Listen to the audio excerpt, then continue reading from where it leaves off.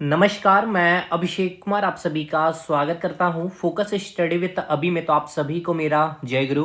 तो जैसे से एक्साइज कांस्टेबल के जितने भी स्टूडेंट्स हैं या फिर आप फील्ड वर्कर के अगर एग्जामिनेशन की तैयारी कर रहे हैं या फिर झारखंड पुलिस की अगर आप तैयारी कर रहे हैं तो आज हम लोग जो है प्रियम्बल देखिए हर एक टॉपिक वाइज अब जो है हम लोग आपका एमसीक्यू भी कवर करते चले जाएंगे। एमसीक्यू अब सबसे पहले ये समझिए, सबसे पहले कि जैसे कि आपका मैंने कहा टॉपिक वाइज, तो हम लोगों ने पॉलिटी में बहुत सारी चीजें कवर कर ली है, साइंस में कर लिया है, अभी हिस्ट्री अब हम लोग स्टार्ट करने वाले हैं, स्टैटिक जीके आपका चल रहा है।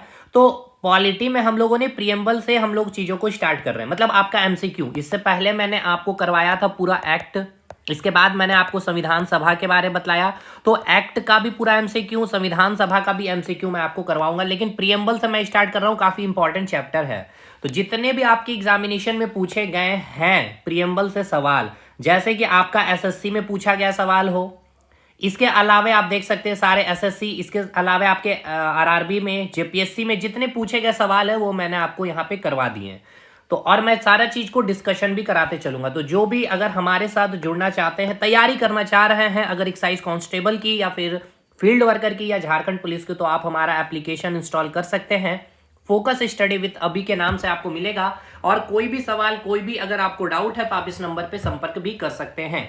टेलीग्राम ग्रुप का लिंक आपको दिया गया है, आप उसे ज्वाइन कर लेंगे। जेएसएससी जेपीएससी का वो स्पेशली ग्रुप है, आपको वहां पे पीडीएफ भी शेयर कर दी जाएगी। चलिए, पहला सवाल जो आपका पूछा गया है एसएससी 2020 में, तो पहले तो क्लियर कर लेना है कि सारे के सारे सवाल आपको जो देखने को मिलेंगे किस टॉपिक से, प्रियम्बल यानी कि प्रस्तावना, एकदम टॉपिक वाइज, क्योंकि मैंने कंसेप्ट पूरा क्लियर कर दिया प्रस्तावना के।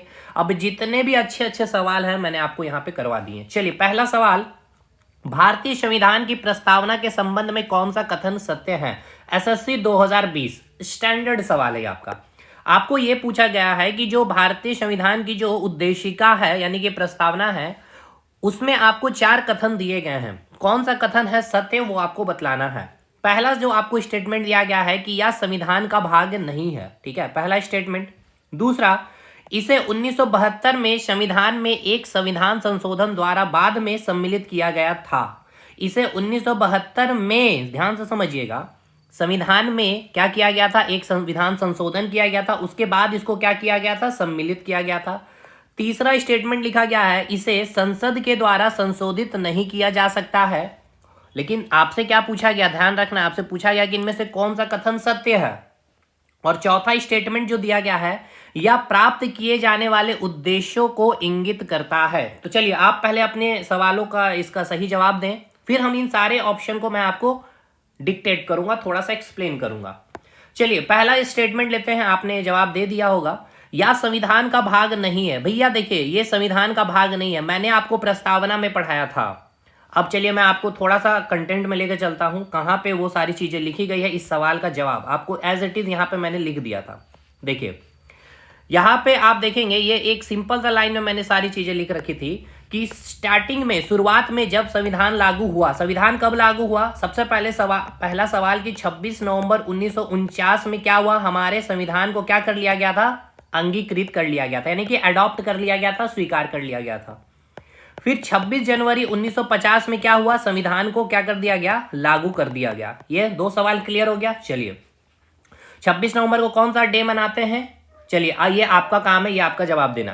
तो शुरुआत में यानी कि 26 जनवरी 1950 में ये जो आप प्रस्तावना को जो देख रहे हैं अभी संविधान में, ये इसका अंग नहीं था, ठीक है। देखिए, यहां मैंने लिखा है कि संविधान का अंग नहीं माना जाता था, इसलिए इसे संसद जो है क्या कर सकती है? संसद कहने का मतलब क्या है? सरकार, लोकसभा, राज्यसभा और राष्ट्रपति। तो लोकसभा में और राज्यसभा में कौन बैठती है भाई? लोकसभा में जो चयनित होकर आते हैं और राज्यसभा में जो राज्य के प्रतिनिधि होते हैं। तो जब बिल यहां लोकसभा से राज्यसभा में पारित होती है, देन जब आपका प्रेसिडेंट साइन करता है, तब वो क्या बनता है? आपका कानून बनता है। तो ये प्रक्रिया हम लोग प्रस्तावना में संशोधन नहीं कर सकते थे, क्योंकि ये संविधान का अंग नहीं माना जाता था। लेकिन एक केस मैंने आपको बताया था, केशवानंदा भारती बनाम केरला राज्य केस, और 1973 में इसका जो प्रावधान आया, इन्होंने जो रिपोर्ट दी, फाइनली इन्होंने कहा कि 1973 में ये रिपोर्ट आई थी कि प्रस्तावना को संविधान का अंग कहा गया। और कितने जजों की बेंच थी? तो 13 जजों की बेंच थी, ये याद रखना। यानी कि ये संविधान का तो अंग है, यानी कि पहला स्टेटमेंट क्या है? गलत है। चलिए, पहला स्टेटमेंट गलत है। और इसे कब अंगीकृत किया गया था? मैंने अभी आपको बताया 1973 में। कौन सा केस? केशवानंदा। और कौन सा स्टेट था? केरला राज्य। तो पहला स्टेटमेंट तो गलत है। इसे लिखा गया 1972 में संविधान में संशोधन, तो ये भी गलत है। मैंने क्या बताया? 1973 में। तीसरा स्टेटमेंट क्या बोला गया है? इसे संसद के द्वारा संशोधित नहीं किया जा सकता। अरे क्यों नहीं किया जा सकता? जब अब ये 1973 में संविधान का अंग बन गया है तो हम बिल्कुल इसमें अमेंडमेंट कर सकते हैं, और हमने किया भी है। अभी मैंने आपको पढ़ाया भी था 1976 में 42वां संविधान संशोधन के तहत 3 शब्द हमने अपनी प्रस्तावना में जोड़े थे, याद आ रहा है? सोशलिज्म हमने जोड़ा है, सेक्युलरिज्म जोड़ा है, और अखंडता यानी कि इंटीग्रिटी को हमने जोड़ा है। चलिए, तो वो अभी हम लोग डिस्कशन करेंगे भी। तो यानी तीसरा स्टेटमेंट भी गलत हो गया। चौथा स्टेटमेंट में क्या लिखा गया है? चौथा स्टेटमेंट में यह लिखा गया है कि यह प्राप्त किए जाने वाले उद्देश्यों को इंगित करता है। समझिए इसका अर्थ क्या है। या यानी कि प्रस्तावना जो है, जो प्रस्तावना में जो उद्देश्य है उसको क्या करता है? इंगित करता है। इंगित करता है मतलब कि वो हमें प्रस्तावना प्रदान कर रही है भारत के नागरिक को। तो क्या इंगित करता है? चलिए आइए, प्रस्तावना में क्या लिखा हुआ याद है कुछ आप लोगों को? मैंने पूरा एक एक लाइन करके मैंने लिखा है, जो आप प्रस्तावना को जब पढ़ेंगे। देखिए, यह है प्रस्तावना हमारा। हम भारत के लोग with the people of India, Bharat को क्या करना है? संपूर्ण प्रभुत्व संपन्न और समाजवादी, पंथ निरपेक्ष, लोकतंत्रात्मक और गणराज्य बनाने के लिए तथा उसके समस्त नागरिक को, यहाँ एक वर्ड छूट गया है, समस्त नागरिक को सामाजिक, आर्थिक और राजनीतिक न्याय, विचार, अभिव्यक्ति, विश्वास, तो यानी एक वर्ड आ गया आपको न्याय। कौन कौन सा न्याय? सामाजिक न्याय, आर्थिक न्याय और राजनीतिक न्याय। और स्वतंत्रता की भी बात की गई है। कैसी स्वतंत्रता? आपकी विचार की स्वतंत्रता है, अभिव्यक्ति की स्वतंत्रता है, विश्वास की स्वतंत्रता है। कोई भी धर्म आप मानने को बिल्कुल स्वतंत्र है, किसी की भी आप उपासना कर सकते हैं। और यहाँ पे समता की बात की गई है, मतलब इक्वलिटी की बात की गई है। प्रतिष्ठा में अवसर की, आपको पद हो चाहे अपॉर्चुनिटी हो, उसमें समता होनी चाहिए। तथा उन सब में व्यक्ति की गरिमा, ठीक है, और राष्ट्र की एकता और अखंडता, यानी राष्ट्र को तोड़ा नहीं जा सकता है, बंटवारा नहीं किया जा सकता है भारत राज्य की, और राज्य में यूनिटी होनी चाहिए। और व्यक्ति की गरिमा मतलब कि अपनी एक वैल्यू होगी, ठीक है ना, हर एक व्यक्ति की, उसकी बात करती है। यानी कि सुनिश्चित करने वाले बंधुत्व बढ़ाने के लिए दृढ़ संकल्प होकर अपनी संविधान में आज तारीख, देखिए तारीख भी यहाँ पे मेंशन कर दिया गया है, 26 नवंबर 1949 को। मैंने बताया था 26 नवंबर 1949 को क्या किया गया? एतद द्वारा इस संविधान को अंगीकृत, अधिनियमित और आत्मर्पित करते हैं। समझ में आ गया भाई? तो ये है उद्देशिका में लिखी गई बातें, और ये क्या करती है? ये उद्देश्य को इंगित करती है। कौन? आपका प्रस्तावना। तो लास्ट जो ऑप्शन है वो आपका स्टेटमेंट बिल्कुल सही है। चलिए देखिए, चीजों को अगर सवाल भी लगाए ना, तो सवाल बस ए का बी और 2 का बी और 3 का सी करने से मजा नहीं आएगा भाई, ठीक है। प्रस्तावना का इस एक सवाल में मैंने बहुत सारी चीजें बता दी। पहली बात ये बताया कि ये संविधान का क्या है? अंग है, तो ये गलत हो गया। इसको हमने 1973 में क्या क्या अमेंडमेंट करके संविधान का अंग बनाया था। 2 केस नाम याद रखना, केशवानंदा और केरला स्टेट में। कितने जजों की बेंच थी? 13 जजों की बेंच थी। इसे क्या किया गया था? संसद के द्वारा संशोधित नहीं किया जा सकता। अगर ये अंग बन चुका है तो बिल्कुल हम अमेंडमेंट कर सकते हैं। जीता जागता एग्जाम्पल भी मैंने अभी दिया, 3 शब्द हमने जोड़े हैं संविधान में। और अंतिम जो स्टेटमेंट वो सही है, या प्राप्त किए जाने वाले उद्देश्य को क्या करती है? इंगित करती है। तो यानी चौथा स्टेटमेंट क्या हो गया? सही हो गया। चलिए इसमें हम लोग टिक करेंगे और आगे निकलते हैं। दूसरा सवाल, निम्नलिखित में से कौन सा शब्द भारत के संविधान की प्रस्तावना में उल्लेखित नहीं है? बहुत अच्छा सवाल, मोस्ट रिपीटेड सवाल। कौन सा शब्द है जो हमारे संविधान की प्रस्तावना में उल्लेखित नहीं है? बंधुत्व नहीं है, समतावाद नहीं है, प्रभुता नहीं है, या समानता नहीं है? बताइए, क्या बंधुत्व की बात की गई है हमारे प्रस्तावना में? क्या समतावाद की बातें की गई है, या प्रभुता यानी कि संप्रभुता की बातें की गई है, और समानता की बातें की गई है कि नहीं? तो देखिए, समानता की बातें की गई है। देखिए यहाँ पे अगर मैंने बिल्कुल एकदम कंटेंट में ही मैंने ऐसे लिख ही रखा है, देखिएगा यहाँ पे, देखिए आइए यहाँ पे देखिए, समानता की बातें की गई है। हो गया ये आपका। इक्वलिटी की बातें की गई है। अच्छा, इक्वलिटी नहीं, बंधुत्व की बातें मैंने यहाँ पे लिखनी है भाई। बंधुत्व है ना, ऑप्शन में हमारा क्या था? एक बंधुत्व है। चलिए देख लेते हैं एक बार ऑप्शन अच्छे से फिर से हम लोग।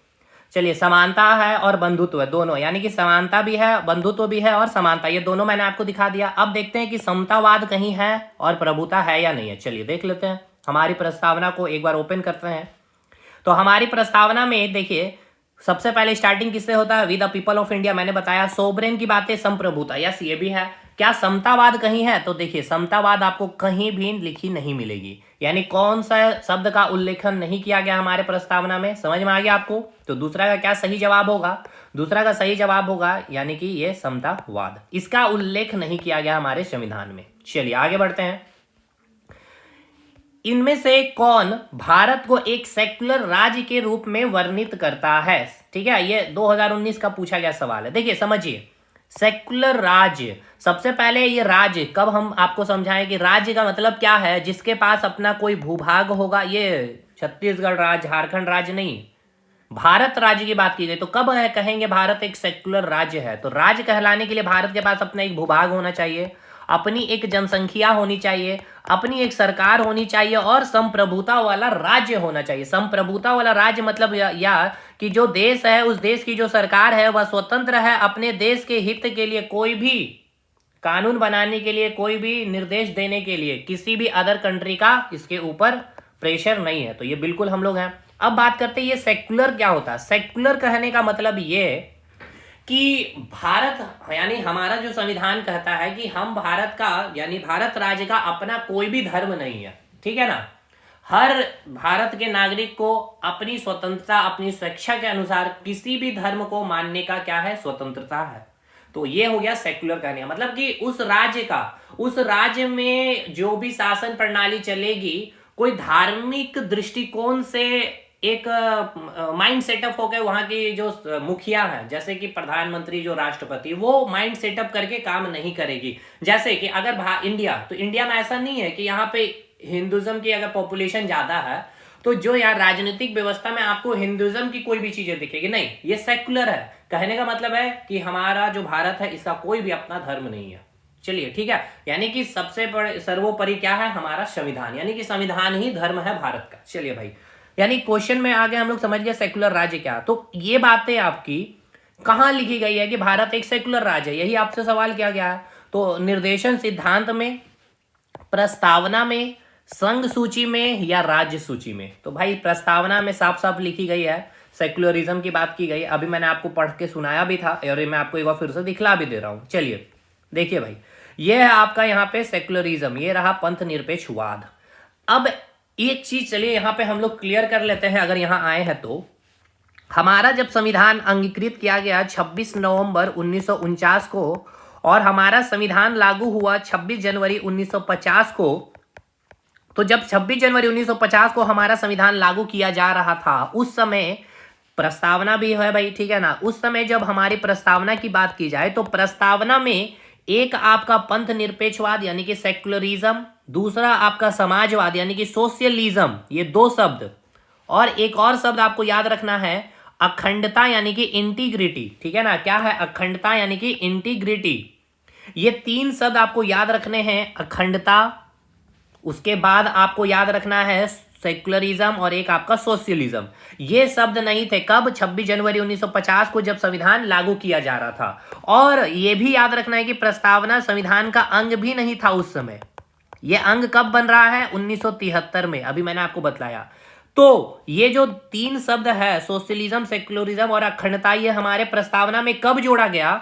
देखिए समझिएगा भाई, ये अंग है ही नहीं। अब संविधान में लिख दिया गया है we the people of India. अच्छा, हमने ये जो लिखा है we the people of India, ये क्या है? आपके संविधान का स्रोत है। अगर पूछ लिया जाए संविधान का स्रोत क्या है, तो we the people of India मतलब हमसे ही, समझिए कि भारत है या हमसे ही हमारी सरकार है, यानी सर्वोपरि यहाँ की जनता है।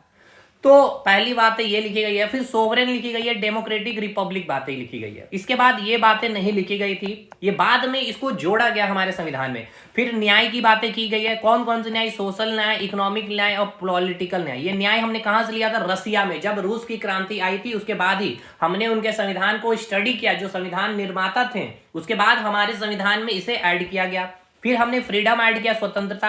ये हमने कहां से ली? फ्रांस से ली है। कौन कौन से स्वतंत्रता? विचार की स्वतंत्रता, अभिव्यक्ति की स्वतंत्रता, विश्वास की, फेथ की, वर्शिप की।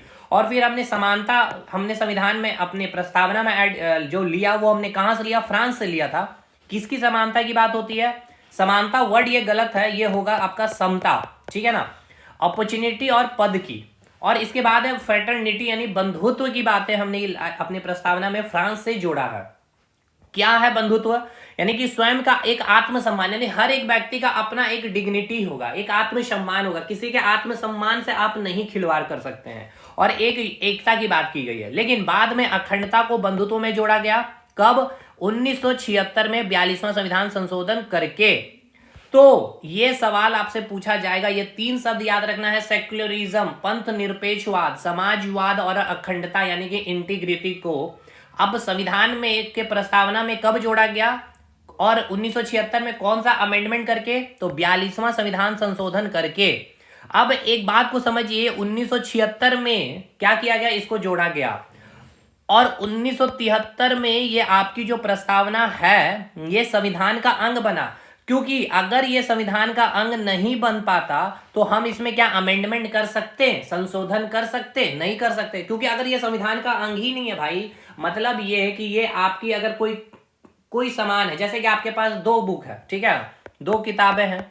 अब 2 किताबों में से आपके पास कोई ये 2 किताब ये आपकी नहीं है, दोनों दोस्त की, तो क्या आप इसमें कुछ लिख सकते हैं? नहीं लिख सकते। लेकिन हाँ, अगर एक किताब आपकी हो गई तभी आपको इसमें लिखने का अधिकार होगा। उसी प्रकार हम संशोधन तभी कर पाएंगे अगर वो संविधान का अंग होगा। तो 1973 में प्रस्तावना देखिए संविधान का अंग बना, उसके बाद ही हम ये 3 शब्द को जोड़े, समाजवाद को, पंथ निरपेक्षवाद को जोड़ना बहुत जरूरी था हमारे संविधान के प्रस्तावना में, क्योंकि पंथ निरपेक्षवाद ही बतला रहा है कि यहां पे जो भी राजनीतिक व्यवस्था चलेगी या भी जो भी देश सेक्युलरिज्म देश है या राज्य है, वहां पे जो भी पॉलिटिकली जो व्यू होगी, राजनीतिक जो व्यवस्था होगी, वो किसी भी धर्म के विचार से प्रेरित होकर के वहां पे राजनीतिक व्यवस्था नहीं चलेगी, वहां का सर्वप्रमुख संविधान होगा। अगर आप पाकिस्तान देख लें, ठीक है, वहां पे पाकिस्तान की जो राजनीतिक व्यवस्था है या जो शासन प्रणाली है वो एक धार्मिक विचार से प्रेरित होकर के ही काम करती है। लेकिन हमारे इंडिया में ऐसा नहीं है। हमारा भारत जिसका अपना कोई धर्म नहीं, ये साफ बात करती है आपका सेक्युलरिज्म। समझ में आ गया? ये चीजें हैं। चलिए खैर, अब ये आपको याद हो गया अच्छे से। देखिए चीजों को पढ़िए ऐसे कि चीजें एमसीक्यू नहीं लगा रहे हैं हम, टॉपिक रिवीजन करना, ऐसा होना चाहिए कि हम पूरा प्रस्तावना ही आपका पूरा रिवीजन करवा देंगे। चलिए आगे बात करते हैं चौथे सवाल पे। चौथा सवाल ये है, 2023 में पूछा गया सवाल है आपका, भारतीय संविधान की प्रस्तावना में उल्लेखित न्याय को किस रूप में स्वीकार किया गया है? क्या शानदार सवाल है। देखिए भारतीय संविधान की जो प्रस्तावना में उल्लेखित न्याय को किस रूप में स्वीकारा गया है? किस रूप में? आर्थिक न्याय, समाज स्वीकारा गया है। यहाँ पे कुछ मिस्टेक है भाई, यहाँ पे मिसप्रिंट हो गया होगा, मिस्टेक नहीं है। भारतीय संविधान की प्रस्तावना में उल्लेखित न्याय को किस रूप में स्वीकारा नहीं गया है, ठीक है ना, स्वीकारा नहीं गया होगा, यहाँ पे एक वर्ड छूट गया। तो आर्थिक न्याय बिल्कुल है, सामाजिक न्याय बिल्कुल है, राजनीतिक न्याय बिल्कुल है, ये सांस्कृतिक न्याय हमारी संविधान के प्रस्तावना में लिखित नहीं है, ठीक है ना। अभी मैंने आपको दिखलाया भी था। चलिए एक बार हम लोग देख भी लेते हैं भाई एक बार अच्छे से, क्या सर कहना चाह रहे हैं। हम कहना ये चाह रहे हैं, देखिए हमारे संविधान के प्रस्तावना में बात किया गया है न्याय की, समझ में आया? हमारे संविधान बोल रही है, प्रस्तावना बोल रही है कि जो जनता है उसे न्याय मिलेगी, और ये न्याय हमने कहां से अपने संविधान की प्रस्तावना में लिया? रूस से लिया था। कौन सी न्याय? सामाजिक न्याय मिलनी चाहिए, आर्थिक न्याय मिलनी चाहिए और राजनीतिक न्याय मिलनी चाहिए। चलिए कहीं सांस्कृतिक न्याय देखा आपने? नहीं सर। चलिए आगे बढ़ते हैं अब हम लोग अगले सवाल पे। यहां तक क्लियर हो गया? अगला सवाल क्या बोल रहा है? अगला सवाल आपसे बोला गया है कि भारतीय संविधान का प्राधिकार स्रोत कौन है? देखिए यही अभी मैंने आपको बताया, हम भारत के लोग, यानी भारतीय संविधान का प्राधिकार स्रोत कौन है भाई? सबसे बड़ी जनता, यानी हम भारत के लोग। और ये हमने कहां से लिया? अमेरिका से। क्योंकि जब आप अमेरिका की, देखिए भाई अमेरिका की कुछ बातें बात कर लीजिए, कब आजाद हुआ? 1976 में आजाद हुआ, सॉरी 1976, 1776 में आजाद हुआ है। कब आजाद हुआ है? 1776 में। और हम कब आजाद हो रहे हैं? 1947 में। मतलब 2 साल का फर्क है, ठीक है ना। कितने साल का? 2 साल का फर्क है। अब संविधान में संविधान बोल रहा हूं, अमेरिका में क्या है संविधान, मतलब जो संविधान उसमें कितने आर्टिकल है? 7 आर्टिकल्स है। क्लियर है? और जब आप संविधान की प्रस्तावना को पढ़ेंगे तो सबसे पहले उसमें लिखा गया है we the people of America, यानी हम अमेरिका के नागरिक। और यही हमने कहां से लिया है? अमेरिका से लिया है, यानी कि हम भारत के लोग। और यही क्या है? संविधान का प्राधिकार स्रोत, यानी हम भारत के लोग। क्या बतला रहा भाई? समझिए, हम भारत के लोग यानी कि सर्वोपरि कौन है? यहाँ की जनता। चलिए आगे बाकी ये देखिए सिद्धांतिक है, ये सिद्धांतिक बातें हैं। अब व्यवहारिक दृष्टिकोण में तो यार कुछ और भी आप देख रहे होते हैं कि किस तरह से पॉलिटिकली लीडरशिप में जो भी चीजें चल रही होती है, जनता को कितना प्रायोरिटी में दिया जाता है, वो जो जमीनी हालात है। लेकिन संविधान में जो बातें सैद्धांतिक बातें हैं, जो पीटी लेवल पे जो आप काम करते हैं प्री लेवल एग्जामिनेशन में, चलिए खैर आप तो एक्साइज कांस्टेबल की तैयारी ये सब कर रहे हैं। आगे बढ़ते हैं अगले सवाल में। भारतीय संविधान ने भारत को निम्नलिखित में से डैश को छोड़कर बाकी सभी होना घोषित किया। बहुत शानदार सवाल।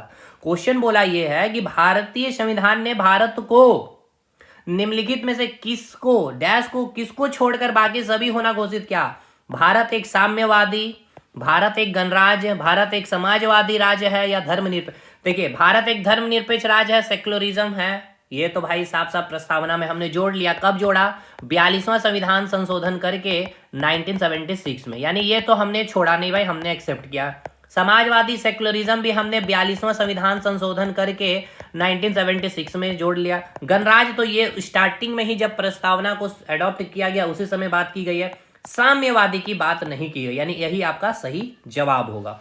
आगे बढ़ते हैं अब हम लोग। भारतीय, हमारे संविधान के अनुसार भारत क्या है? हमारे संविधान के अनुसार भारत क्या है? एक धार्मिक राष्ट्र है, एक पंथ निरपेक्ष राष्ट्र है, एक पूंजीवाद राष्ट्र है, और या सभी। बहुत अच्छा सवाल 2021 का पूछा गया सवाल है। धार्मिक राष्ट्र का मतलब ये कि उस राष्ट्र का, यानी उस राज्य का या उस देश का अपना कोई एक धर्म होगा, यानी कि जिस धर्म की वहां पे जनसंख्या अधिक है वही वहां का एक धर्म है। मतलब वहां के लोगों को थोड़ा प्रेफरेंस मिलेगा, वहां की राजनीतिक व्यवस्था में उस धर्म की विचारधारा आपको देखने को मिलेगी। तो क्या भारत में ऐसा है? नहीं सर, भारत का तो अपना कोई धर्म ही नहीं है। इसके बाद एक पूंजीवादी राष्ट्र है। पूंजीवादी मतलब समझिए बिजनेसमैन की बातें हो रही है, यानी कि प्राइवेट सेक्टर की ही बातें। तो भारत की जो इकोनॉमी अर्थव्यवस्था है, कैसी अर्थव्यवस्था है मेरे भाई? ये मिश्रित अर्थव्यवस्था है। और सबसे पहले ये सवाल आपसे पूछा जाता है, भारत की अर्थव्यवस्था मिश्रित अर्थव्यवस्था है, ये कब एक्सेप्ट किया गया था? भारत आजाद हुआ 1947 में। 1948 में फर्स्ट इंडस्ट्रियल पॉलिसी जो आई उसी में बात लिख दी गई थी साफ साफ, भारत एक मिश्रित अर्थव्यवस्था है। और मिश्रित कहने का मतलब ही क्या हो गया? यहाँ पे बातें समाजवाद की हो गई है। तो भारत एक समाजवादी राष्ट्र भी है, और प्रस्तावना में भी हमने क्या किया था? एक्सेप्ट किया था समाजवादी, 1976 में ऐड किया था। चलिए, यानी ये भी हम नहीं है, पूंजीवादी राष्ट्र तो नहीं है। हाँ, अमेरिका की बात की जाए तो अमेरिका एक पूंजीवादी राष्ट्र है। चलिए अब बात करेंगे पंथ निरपेक्ष राष्ट्र। यस, हम एक पंथ निरपेक्ष राष्ट्र है, यानी हम भारत का अपना कोई भी धर्म नहीं है। यहाँ सभी लोग अपने किसी भी धर्म को मानने के लिए स्वतंत्र और आजाद हैं। सभी ये तो नहीं होगा, यानी इसका ऑप्शन बी सही है, पंथ निरपेक्ष राष्ट्र। अगला सवाल एसएससी आरआरबी का पूछा गया सवाल है, बहुत ही अच्छा सवाल है। भारतीय संविधान के किस खंड को आमतौर पर उसकी अंतरात्मा भी कहते हैं? बहुत शानदार सवाल है। भारतीय संविधान के किस खंड को आमतौर पर उसकी अंतरात्मा भी कहते हैं? मौलिक कर्तव्य को, मौलिक अधिकार को, डीपीएसपी को, या इनमें से कोई नहीं? भारतीय संविधान के किस खंड को आमतौर पर उसकी अंतरात्मा कहते हैं? बताइए, इसका सही जवाब दीजिएगा। इसका जवाब आप देने में थोड़े से शायद गलत दे पाए। देखिए इसका जवाब क्या है। अंतरात्मा की अगर बात किया जाए तो दो तीन यहाँ पे सबकी राय है भाई, जो ये है आपके क्या बोलते हैं, राजनीतिज्ञ हैं। जैसे कि संविधान की उद्देशिका को संविधान की अंतरात्मा कहा जाता है, ठीक है ना। संविधान की उद्देशिका को अंतरात्मा कहा जाता है। यहाँ ऑप्शन में कहीं भी आपकी ये नहीं है, प्रस्तावना नहीं है, तो आप नन टिक कर सकते हैं। ये आपके देखिए दोनों एग्जाम में पूछा गया है और दोनों को यहाँ पे क्या किया गया था? हटा दिया गया था। इस क्वेश्चन को इसलिए मैंने लिया, अब समझिए क्यों हटाया गया था। क्योंकि एक व्यक्ति है ग्रैनविल ऑस्टिन, ठीक है ना, क्या नाम है उनका? Granville Austin. इनके अनुसार नीति निदेशक तत्वों को क्या कहा गया? नीति निदेशक तत्वों को कहा गया संविधान की अंतरात्मा। और कुछ विज्ञान जो है, जो मौलिक अधिकार आप देख रहे हैं, इनको कहा है संविधान की अंतरात्मा। इसीलिए अब ये तीनों हैं तो तीनों यहाँ पे कॉन्ट्राडिक्ट है, इसलिए इस क्वेश्चन को आप क्या करेंगे? ऑब्जेक्शन में डालेंगे। आप सभी को यहाँ पे मार्क्स दिया भी गया था। चलिए भाई अगला सवाल, 9वां सवाल है। भारतीय संविधान की जो प्रस्तावना में समाजवाद शब्द है किससे प्रेरित होकर के? भाई सिंपल सा सवाल है, मैंने कई बार अपने क्लास लेक्चर में बताया है। समाजवाद जो हमने अपने शब्द में जोड़ा है किससे प्रेरित होकर के? रूस से प्रेरित होकर के, ठीक है ना। किससे? रूस से। फ्रांस से हमने क्या लिए हैं भाई? ब्रिटेन से हमने क्या लिए? ऑस्ट्रेलिया से हमने क्या लिए? सारी चीजें हमने बता दी है। हमने समाजवाद रूस से प्रेरित होकर के लिया है, इसमें ज्यादा समय नहीं लगाएंगे क्योंकि ये एक चैप्टर ही हमने पढ़ा है, फॉरेन सोर्सेज वगैरह सारे। संविधान के निर्माताओं की सोच भारत के संविधान के किस हिस्से में परिलक्षित होती है? मतलब बहुत अच्छा सवाल कि जो संविधान के जो निर्माता हैं, ठीक है ना, यानी संविधान का जो निर्माण हुआ उसमें जो बैठे लोग, उनकी जो सोच थी, जो संविधान का जो निर्माण किया उनका जो सोच है, उन सोच का झलक हमारे संविधान के किस हिस्से में मिलती है? जब आप मौलिक कर्तव्य को पढ़ते हैं तब, या जब नागरिकता की बात करते हैं तब, या जब प्रस्तावना की बात करते हैं तब, या फिर मौलिक अधिकार की जब बात करते हैं तब। तो जब हम प्रस्तावना को पढ़ते हैं तो ये होता है ना कि जैसे कि आप एक किताब पढ़ें और किताब पढ़ने के बाद आपने 2 पेज में ही पूरा सार लिख दिया कहानी का, तो वो सार यानी हमारे संविधान का जो सारांश है, इस प्रस्तावना को पढ़ने से ही हमें क्या पता चल जाता है कि हमारा संविधान, या कोई भी अगर हमारे संविधान की प्रस्तावना को पढ़ेगा तो उसको पता चल जाएगा कि हमारा संविधान कैसा है, कैसा उसका रूप है। तो कैसा रूप है? समाजवाद रूप है, धर्मनिरपेक्ष पंथ निरपेक्षवाद रूप तो है, गणराज्य रूप है, लोकतांत्रिक रोज है, न्याय की बात है, स्वतंत्रता की बात है, ये सारी रूप है भाई। तो प्रस्तावना को पढ़ने के बाद ही हम क्या कर सकते हैं, सारी सोच पता कर सकते हैं कि जो हमारे निर्माता थे उनकी सोच क्या थी। अगला सवाल है, भारत के संविधान के प्रस्तावना में प्रयुक्त शब्द गणतंत्र सूचित करता है। गणतंत्र कहने का मतलब क्या है, ये आपसे पूछा गया है। गणतंत्र कहने का मतलब ये है जो हेड ऑफ नेशन है, यानी कि जो राष्ट्र का जो मुखिया है उसका क्या होगा, उसका निर्वाचन होगा, ठीक है। वहां पे वंशाक्रम, ठीक है ना, वंशाक्रम की जो प्रोसेस है ये नहीं चलेगी। मतलब अभी जैसे राष्ट्रपति है, मान के चलिए कि कोई एक्स पर्सन राष्ट्रपति है, तो इनके मृत्यु के बाद इनके कोई भाई या इनका कोई पुत्र या इनकी कोई वाइफ ही राष्ट्रपति नहीं बनेगी, इनका निर्वाचन होगा। जहां गणतंत्र है और भारत एक गणतंत्र राज्य है, यहां पर हेड ऑफ नेशन का क्या होता है, इलेक्शन होता है, ठीक है ना। वो भले इनडायरेक्ट इलेक्शन, लेकिन होता तो है निर्वाचन ही। देश का प्रधान वंशागत है? बिल्कुल नहीं। देश का प्रधान संवैधानिक शासक है, देश का प्रधान निर्वाचित प्रतिनिधि है। यस, ये आपका सही स्टेटमेंट है कि जो देश का प्रधान है, जो मुखिया है, राष्ट्रपति, उनका क्या होता है, निर्वाचन होता है। आगे अगला सवाल है, ये बीपीएससी का पूछा गया सवाल है। देखिए यहां से अब आपका सवाल, मैंने जो जेपीएससी के बैच जो हमने लॉन्च किए हैं, ठीक है ना, यहां से अब मतलब मैंने प्रस्तावना का पूरा, क्योंकि यहां से अब देखिए जितने भी सवाल आपको मिलेंगे, जेपीएससी के मिलेंगे, बीपीएससी के मिलेंगे, बीपीएससी के मिलेंगे, बीपीएससी सीडीपीओ में पूछा गया, जेपीएससी में पूछा गया है, यूपी पीसीएस में पूछा गया, बीपीएससी में पूछा गया है, यहाँ एमपी पीसीएस हो गया, यूपीएससी में पूछा गया। ये अब एक्सपेक्टेड भी मैंने करवाया, देखिए प्रस्तावना में, कि जो आपके पीसीएस में पूछे जा सकते हैं। अभी जो ऑफिशियल बैच जो हमारा चल रहा है, ठीक है ना, जो हम लोगों का ऑफिशियल बैच चल रहा है जेपीएससी के लिए, और अप टू मेंस लेवल पे मैं अभी आपको कंटेंट यहाँ दे रहा हूँ, क्योंकि अभी आपका एग्जामिनेशन डेट नहीं है बैच ये पीटी का, लेकिन मैं मेंस लेवल का कंटेंट दे रहा हूँ। तो जो जुड़ना चाहते हैं यहाँ से भी जुड़ सकते हैं। तो देखिए मैंने प्रस्तावना का सारा एमसीक्यू करवा दिया। एक बीपीएससी का भी क्वेश्चन कर लेते हैं, ये मेनली ऐसा क्वेश्चन है कि आपके एग्जाम में भी पूछा जा सकता है। बोला यह गया कि भारतीय संविधान की प्रस्तावना के सिलसिले में निम्नलिखित में से कौन सा क्रम सही है। यानी कि जो शब्द है ना, मैंने आपको बताया वो शब्द सबसे पहले कौन सा शब्द आएगा, संप्रभुता आएगा, गणतंत्र आएगा, संप्रभुता, संप्रभुता। तो सबसे पहले कौन सा शब्द है भाई, चलिए कुछ नहीं करना है, ये लाइन आपको देखना है। सबसे पहले कौन सा वर्ड आया है, तो देखिए सबसे पहले आपका संप्रभुता है, इसके बाद आपका समाजवाद है, इसके बाद पंथ निरपेक्षवाद है, उसके बाद आपका लोकतंत्रात्मक है, और अंतिम में गणराज्य। तो सबसे पहले संप्रभु, तो अंतिम में गणराज्य, फिर समाजवाद, फिर पंथ निरपेक्ष, फिर लोकतंत्रात्मक। तो चलिए देख लेते हैं यहाँ पे क्या अरेंजमेंट किया गया। सबसे पहले संप्रभुता है, तो भाई ये तो पहला ऑप्शन, यहाँ पे भी ये भी सही है, ये भी सही है, ये भी सही है, यानी कि ये सही है, इसको यहाँ नहीं करेंगे, ये भी सही है, ये सही है, यहाँ पे ये सही है, यहाँ सही है। अंतिम में गणराज्य होना चाहिए, यहाँ पे सही है, यहाँ पे भी सही है भैया, यहाँ पे भी सही है। अब तीनों ऑप्शन में खेला हो गया। संप्रभुता के बाद समाजवाद आना चाहिए, ये सही है, ये तो नहीं होगा, जनवादी है ही नहीं, ये समाजवाद आ गया, चलिए ठीक है। इसके बाद समाजवादी के बाद क्या था आपका, पंथ निरपेक्षवाद था, यानी ये हो गया। उसके बाद जनवादी आएगा, यानी कि समाजवादी आएगा, यही आएगा, ठीक है। तो यहाँ पे इसका मतलब क्या हो गया आपका, गलत हो गया।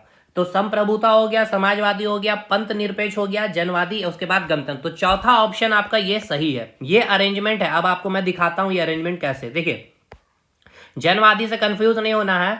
जनवादी का मतलब ही क्या है आपका, जनवादी का देखिए सबसे पहले संपूर्ण प्रभुत्व हो गया, उसके बाद समाजवादी आ गया। तो देखिए यहाँ पे अब आप आएंगे ऑप्शन में, तो पहला हो गया संप्रभुता, दूसरा हो गया समाजवादी, तीसरे नंबर में पंथ निरपेक्ष, जनवादी, मतलब लोकतांत्रिक का ही बात किया गया है।